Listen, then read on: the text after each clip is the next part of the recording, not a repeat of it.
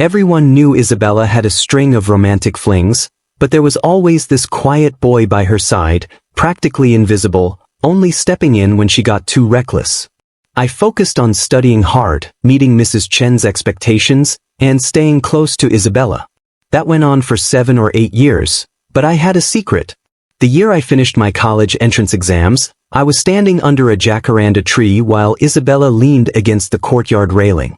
She spoke so casually, but it felt like she'd reached into my chest and yanked out my heart, exposing my secret. "You like me," she said. I froze, unable to move for what felt like forever. Jacaranda blossoms fell around me, and it took a while before I heard my own voice, rough. "Yes, I like you." Isabella gave a small smile and walked away. That night I went to find her. When I pushed open the door to the private room, I heard the eldest daughter of the Chin family sprawled on the sofa, laughing carelessly. Her voice wasn't loud, but it hit me like a punch, like everything inside me was breaking. "Who would like Alex?" "I like guys like Ryan," she said. That was the first time I heard Ryan's name. I was 2 years behind Isabella and even skipped a grade in high school just to go to her university. But in that moment, I realized some things can't be won with effort alone. Chapter 10. The 15-year-old Alex who first met Isabella could never have dreamed our relationship would still be this messy years later. Even at someone else's banquet, we could stir up drama, especially now at Isabella's first event since her recovery. She and Sophia had never gotten along. The second they walked into the room, all eyes were on them, now facing off. Everyone was secretly eating up the drama. I squeezed Sophia's shoulder. "Let's go." Isabella's eyelashes trembled, and I avoided her eyes. For the first time in all these years, in front of her, I told someone else, "Let's go." We'd walked a good distance before I glanced back. Isabella was still standing there, head bowed, fragile and cold in a way that reminded me of how she looked when she woke up after the car accident 2 years ago. Back when Mrs. Chin, who'd been in the car with her, was already gone. Ryan reached out to her, but one look from her stopped him cold. I gave a small smile. Sophia asked, "What's so funny?" I answered softly, "I just realized not everyone can do it. Not everyone can handle Isabella's dark moods or her spoiled temper. Not everyone, after seeing her at her worst, would still choose to stay by her side, especially when she was paralyzed." Isabella, the proud daughter of the Chin family, couldn't accept being disabled.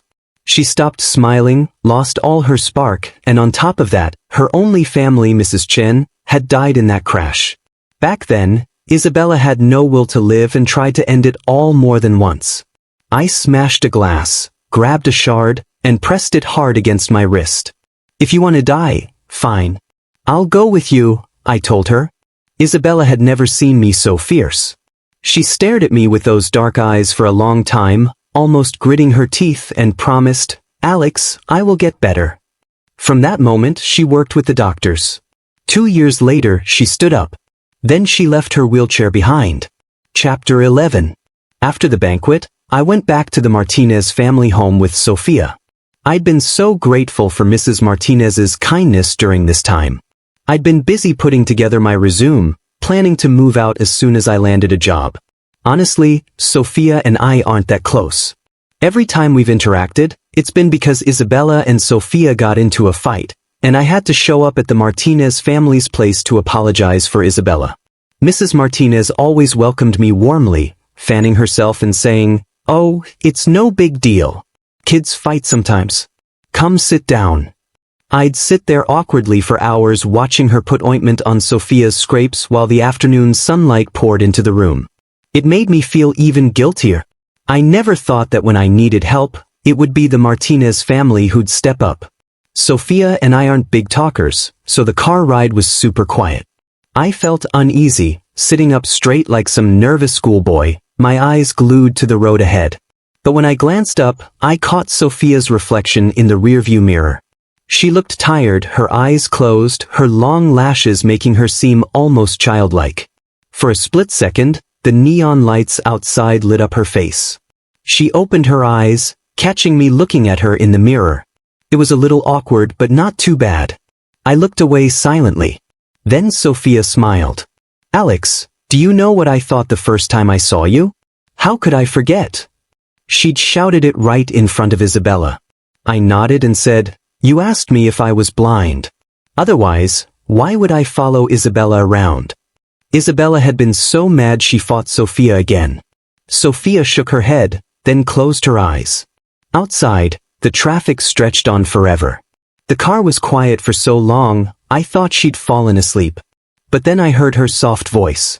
"I thought Isabella must have found the dumbest guy ever. Though dumb, you were very obedient." Chapter 12. It had been a while since I visited Mrs. Chen's grave. I brought a bouquet of white flowers to the cemetery to see her. Isabella had recently taken over the Chin Corporation, and not long after, a runaway truck slammed into the Chin family's car, leaving one dead and one injured. Mrs. Chen was such a kind woman. Without her, I don't even know where I'd be today. I cleared the weeds from her grave and talked to her slowly. "Mrs. Chen, all the charities you cared about are still running smoothly, growing bigger every year. The foundation gets so many thank you letters, they can barely fit in a room." I lowered my eyes, watching a drop of dew on the flowers, ready to fall. Isabella's paralysis has healed, and she's just like she used to be. The Chin Corporation's back on track. She got engaged recently and the media went wild, calling it a once-in-a-century event. You'd know the groom too. It's Ryan, the boy Isabella once brought home. They're really in love and everything seems to be going well except for me. After all these years, I'm still stuck. No direction. The woman in the photo on the tombstone looked so gentle, like she heard every word I said. I touched the photo. "I've left the Chin Corporation. Would you blame me?" Of course, there was no answer. The cemetery was silent. Death doesn't make a sound. I covered my face and tears slipped through my fingers. Except for those first few days, I haven't really been happy here. Sometimes I wonder if I hadn't been the top scorer in that high school entrance exam, maybe I wouldn't have come here at all. I cried quietly for a bit before gathering my things to leave. When I stood up, I saw someone standing nearby watching me. I didn't know how long they'd been there. I lowered my eyes. There was only one path out of the cemetery, and I had to pass by Isabella. She must have come to see Mrs. Chen too. But our timing was awful. As I was about to walk past her, I heard Isabella say, "Crying at my mom's grave." She didn't finish her mocking words. I turned and looked at her, tears still in my eyes. Isabella swallowed whatever she was going to say. Truth is, Isabella and I never had that bad a relationship. We've only had 2 real falling outs. Once when I got tired of being her assistant and secretly sent out resumes, she found out and was furious. The other time was recent. She got an email, read it, and then kicked me out of the Chin family. One was before the car accident, the other after, 2 years apart. But I'm not as torn up as I was back then. I just looked at her quietly and asked for the boy I used to be. "Isabella, did you really think that because I never showed my emotions, I wouldn't feel hurt? Did you really think that no matter how much you messed around, I'd always be that 15-year-old boy following behind you?" Isabella pressed her lips together, her eyes dark, her hand by her side clenched and unclenched a few times before tightening into a fist. She smirked, all sarcasm, and said, "Alex, you'll never be able to pay it all back. You killed my mom. Who are you trying to fool?" Chapter 13. Even on my way back, my mind was still foggy that I promised her I'd practice driving that very night. "Don't rush," she said softly. "You sound anxious too." She seemed to relax, but I caught that shadow in her eyes. After that, Phineas always found ways to needle me about first loves. Christiana, Steven's handsome, you know. Last time I posted a pic with him, like a ton of girls asked for his contact. I turned them down for you. "Christiana, I heard from the teacher that Steven's applying to big city schools. You better keep up. Your scores are way lower." "Christiana, mock exam results are out. He ranked first in the city. Everyone's asking where he's gonna go next. They say you're often not by his side, huh?" Phineas never slammed me directly. Nope, he praised me, admired me even. But that praise? It quietly messed with Christiana's head. She started barging into my study sessions, eating up my free time. That's when our relationship hit its first real crisis. Chapter 4. At the 100-day pledge ceremony before the exam, I went on stage to give a speech with the girl ranked second in our grade. Backstage, she politely asked me about a problem she couldn't solve. We talked for a minute. Christiana saw us. She froze, then spun and walked away. I chased her all the way to the school gate, but she'd already jumped into her driver's car. No choice, I went to her house. Christiana, didn't we plan to hit Snack Street today? Oh, you got company now, huh? She said sarcastically. Steven, I called you, and you didn't answer. Turns out you were backstage flirting with another girl. What's wrong? Don't like pretty ones anymore? Prefer ugly ones now? I frowned. What nonsense are you talking about? She's just a classmate, we were discussing academics. And don't insult people like that. Oh, now you're defending her? Christiana swept all the cosmetics off her dressing table. Glass shattered. I held her tight. Christiana, you're overthinking. There's no other girl but you. She shoved me away. Leave. If you're so innocent, she said, then go tell that girl you don't like her. No, tell her you hate her. Tell her never to talk to you again. I couldn't get it. The girl hadn't even confessed. Calling her disgusting out of nowhere? That's cruel. We're classmates. Do you even hear yourself? I said. She screamed at me to leave. That was the first weekend we didn't see each other. At school, I looked for her more than 10 times. Ignored every single one. We'd fought before, but always made up by afternoon.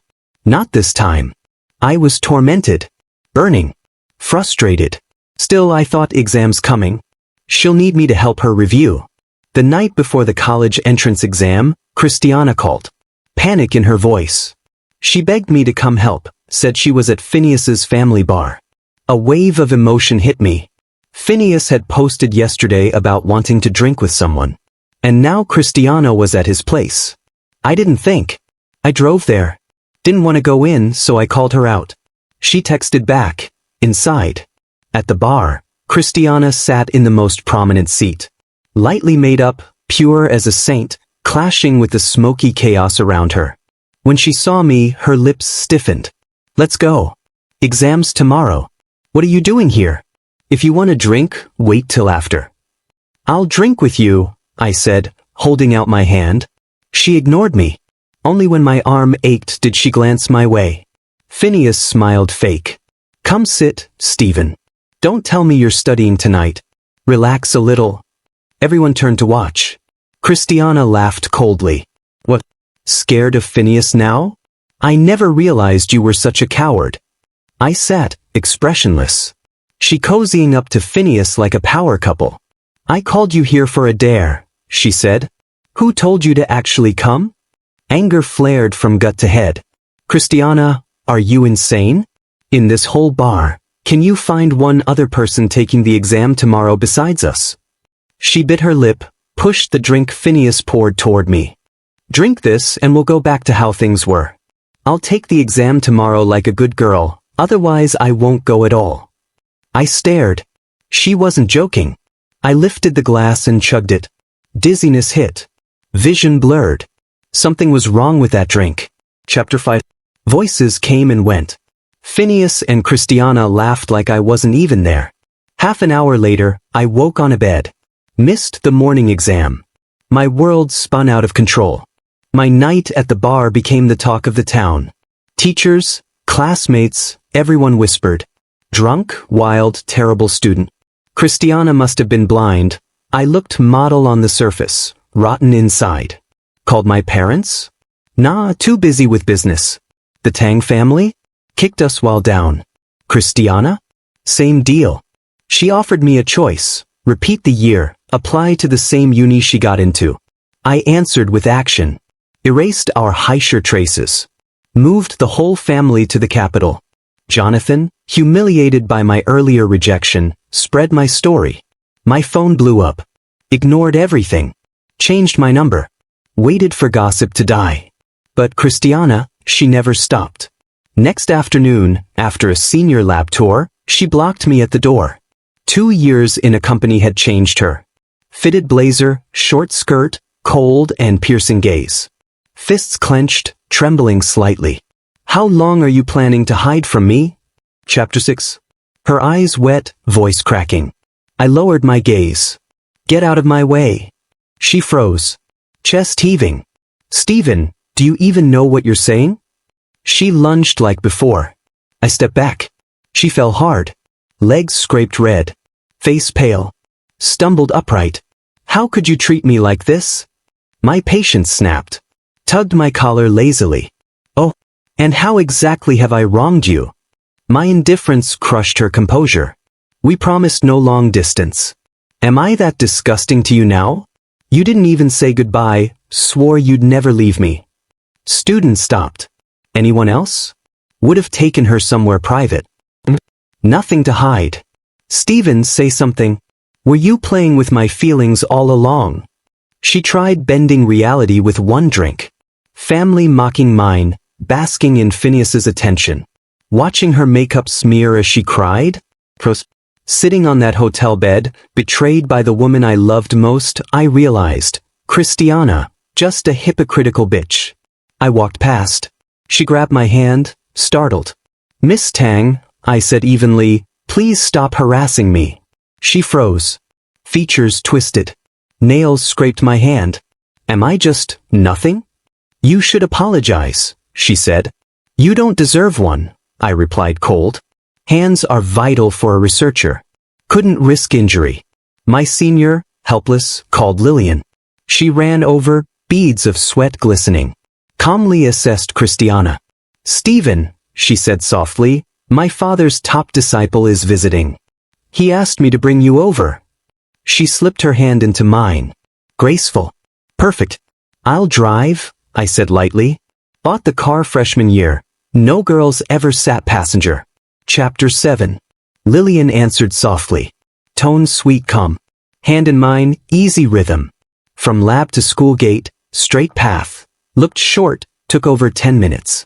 I turned back. Christiana still there. Small, fading shadow. Shortest distance between 2 points? Straight line. But for us? Those lines forever parallel, never meeting. I couldn't see her face clearly, but her pride shattered. She couldn't understand my total indifference. Without her, life was still brilliant. Christiana's obsession ran too deep. I was slightly tipsy. Lillian offered to drive me home. I told her to stay, care for our mentor. Underground parking lot. Christiana was leaning by my car, all spaced out. The second she saw me, she stumbled forward, grabbing my arm. Stephen, you owe me an answer, she snapped. What the hell did I do so wrong that you just left? Blocked every way I could reach you. The booze haze vanished instantly. Christiana, I said, icy, what exactly do I owe you? Her voice cracked, desperate. It's been 2 years. You said you bought a car so you could see me every day. Was that a lie too? You got into Peking University and didn't tell me. I waited for you to repeat the year, and instead, you graduated and got yourself a girlfriend. What am I to you? Her hair was a mess, clothes wrinkled. Back home, dozens of guys would have jumped in her defense, claiming she was wronged. But I wasn't playing that game anymore. I opened the car door, and she shoved me hard, finally letting 2 years of bottled-up anger explode. You could have taken the exam again. 1 more year wouldn't have killed you. Don't tell me it wasn't your parents' failure that bruised your pride. You could have just talked to me. If we got married, my family's company would have been yours. Why couldn't you drop your damn pride? My pride. I laughed bitterly, stepping closer until we were nose to nose. No softness left in my eyes. Don't tell me you didn't know something was off with that drink. My dad trained my alcohol tolerance since I was a kid. 1 glass wouldn't knock me out. Let me guess, Phineas came up with the plan, right? Said if I missed 1 subject, I'd scrape by to get into the same university as you. Fury hit me. I went to that bar worried about you. Worried. You could have been in danger. And you teamed up with some other guy to drug me? Did it ever cross your mind what would happen if it was poison instead? I balanced school and time with you, never blamed you for slowing me down, and you used my concern against me. I was your boyfriend, Christiana. So what the hell was Phineas? When classmates gossiped, where was your courage? Why didn't you tell anyone you were at that bar? Or that you called me that night? Where was your precious pride then? Christiana shivered, teeth clattering. And your family, I continued, voice sharp. It was my dad who introduced you to your first big client. That's what got you back on your feet. But what did your father say? That our families weren't the same class? That other men were better for me? The funding he promised never existed. He even contacted clients behind our backs, stealing business. Then I see Phineas's post, you with that girl at the reunion, your head on her shoulder. Tell me, if you were me, could you forgive that? I crossed my arms, my gaze cold. You're not just selfish, you're dumb. I gave you real advice, you treated it like noise. Someone else whispers nonsense and you swallow it whole. We can't be lovers, Christiana. Only enemies. She sank halfway to the ground, lost, her breath ragged. No, you misunderstood me, she sobbed. That drink, it wasn't tampered with. It was Phineas. He said it would help you relax. He said the college exam wasn't as important as us. He told me to test you. I cared too much about face. I wanted everyone to see how much you loved me. She trembled, inching closer. I didn't want to lose you. My dad lied. Phineas lied. I stared blankly. Then why didn't you clear the air? Tell everyone you were at the bar with him? She stayed silent. After a pause, she admitted, voice hollow. My father forced me to intern at his company. Took my phone, made me his assistant. Said you insulted him. Phineas backed him up. Showed me screenshots, girls on WeChat, all looked like yours. I doubted, got angry. Every time we fought, you apologized first. I thought, this time would be no different. I thought if I waited, you'd turn back. But you never did. Chapter 8. Christiana took a deep breath, fingers clutched tight. I dropped out and threw myself into work. I blamed you for being heartless, but I couldn't stop missing you. Last year, my dad tried to push me toward Phineas. Our families wanted overseas expansion, his connections were perfect. I didn't say yes, didn't say no either. I thought, maybe I could make you mad. So publicly, I appeared with Phineas. But deep down, Stephen, I only loved you. I thought, ridiculous. She'd had countless chances to resist. But she never did. Phineas had hidden motives, and Christiana played along, half rejecting, half inviting. Love once tainted by betrayal only disgusts when revisited. She collapsed in tears like never before. But there was no us left. One wrong step had destroyed the whole path. I had zero interest in hearing her repentance. I got in my car, rolled down the window. Don't come looking for me again, I said calmly. I love my girlfriend. She won't get mad, but I won't let her be hurt either. Christiana panicked, almost hysterical. She ran alongside the car. Stephen, you're not married yet. I still have a chance. I know I was wrong. I'll give up the Tang family, give up Phineas. Everything I have, my life, my body, it's yours if you'll just come back. I slammed the brakes. Her face lit up with desperate hope. You're forgiving me? I shook my head, voice steady. You're imagining things. I've been drinking, can't drive. My chauffeur's on the way. Calm, detached, I asked the question that silenced her. The day your father crushed us, our families became enemies. Tell me, Christiana, could you abandon him? Cut ties with your family for me? She froze. No words. I'm not here to make you regret anything, I continued. I don't need you to give up anyone. I'm happy with my life now. Your return only brings chaos. From now on, no for life, don't ever bother me again. The chauffeur arrived. I drove off. In the rearview mirror, I saw Christiana running, her figure shrinking. 3 seconds later, a desperate cry echoed through the garage, raw, sharp, unwilling to fade. Chapter 9. A month later, I ran into my old homeroom teacher at an academic symposium. Christiana had withdrawn from university. Phineas's chain of bars burned down, simultaneously.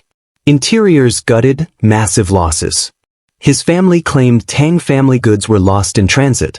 The families fought a month, then cut ties.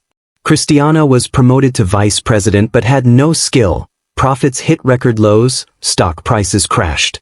Lillian got an anonymous text. 5 million if she stayed away from me for 2 years.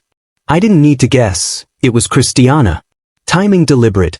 Did she think stealing 2 years could make us equals? Lillian deleted it with fury. I next saw Christiana when I earned my doctorate. Lillian and I attended a conference, hand in hand, officially announcing our relationship. Our engagement was next month. People congratulated us. In the corner, Christiana sat, elegant but desolate. Eyes dull locked on me. People greeted her. She ignored them. Lillian asked, curious, "That woman looks familiar. Do you know her?" I chuckled, tapped her nose. Never seen her before. Let's go to my place tonight. Mom knitted you a scarf. Lillian's eyes lit up. Really? I've been craving your mom's cooking. After my speech, I glanced back. The corner was empty, like a dream dissolving with morning light. Chapter 10. In the capital, I ran into Phineas. He invited me to dinner with his girlfriend, permed hair, bright garish colors. I almost declined, but curiosity got the better of me. "Stephen, you won," Phineas said, 2 drinks income. "Christiana would rather stay single than be with me." I sipped my wine. "How's that my problem?" He paused, frowning. "Stephen, Christiana broke off our family's partnership because of you." I stood. "If you're circling around the point, I'm leaving." Then he said it. "I want to apologize. That night at the bar, something in the drink." Eyebrow raised. Pride swallowed. Bad night for him. He rubbed his palms nervously, balding patches visible. "I know your time's valuable. So is mine. I didn't come to drink. I have trauma from that night." His mouth twitched. He poured wine exaggeratedly. "Stephen, I've sunk low, no one else to ask. Economy's bad, tariffs crushing us. You've got connections? Help us." "I'll kneel." He dropped to his knees, slapped his face repeatedly. "I wasted years chasing the wrong things. Christiana and I were both wrong. You succeeded. I was blind, arrogant." I crossed my legs, unmoved. "Don't bother with theatrics. I'm not buying it." When I returned to my car, he rushed to open the door, once arrogant, now groveling. My car cheap by comparison, but I had plans. My parents' company had enough time to expand. Phineas wanted help? I intended to swallow him whole. At home, Dad on the phone, face stormy. "My son and your daughter, nothing to do with each other." I snatched the phone. Tang's voice trembled. "Stephen, Tang Group needs a lifeline. Even if you hate me, help us once. We'll repay you, ox or horse, whatever." I sneered. "She's got no face to speak of." One wrong step led to another, Uncle Tang. Boomerang always hits back, and it struck deep. "You think my family's easy to manipulate? Once maybe, but not now. Do I need to talk business rationally with people like you?" Christiana came herself. I didn't even look. Phone call won't change that. "Your family's downfall? Karma. You had the best cards, played them into dirt. I'll help, but my way." 2 months later, my family bought 80% of Phineas's company. 6 months after, Tang Group sold at basement price. Perfectly timed retribution. Tang family moved to a small apartment. Christiana went to a big city, barely enough for a down payment. Phineas's family became employees, bootlickers. Lillian and I had a child. Life? Peaceful and happy.